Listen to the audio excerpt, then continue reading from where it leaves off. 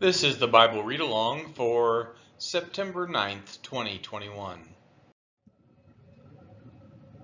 In Job chapter 39, God continues his response to Job. Do you know when the mountain goats give birth? Do you observe the calving of the does? Can you number the months that they fulfill? And do you know the time when they give birth? When they crouch, bring forth their offspring, and are delivered of their young. Their young ones become strong, they grow up in the open, they go out and do not return to them.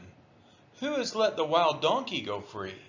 Who has loosed the bonds of the swift donkey? To whom have I given the arid plain for his home, and the salt land for his dwelling place? He scorns the tumult of the city. He hears not the shouts of the driver. He ranges the mountains as his pasture, and he searches after every green thing. Is the wild ox willing to serve you? Will he spend the night at your manger?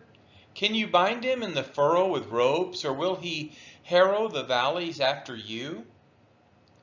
Will you depend on him because his strength is great, and will you leave him at your labor? Do you have faith in him that he will return your grain and gather it to your threshing floor? The wings of the ostrich wave proudly, but are they the pinions and the plumage of spring? For she leaves her eggs to the earth and lets them be warmed on the ground, forgetting that a foot may crush them and that the wild beast may trample them. She deals cruelly with her young, as if they were not hers. Though her labor be in vain, yet she has no fear, because God has made her forget wisdom and given her no share in understanding. When she rouses herself to flee, she laughs at the horse and his rider. Do you give the horse his might? Do you clothe his neck with a mane? Do you make him leap like the locust? His majestic snorting is terrifying. He paws in the valley and exults in his strength. He goes out to meet the weapons. He laughs at fear and is not dismayed. He does not turn back from the sword.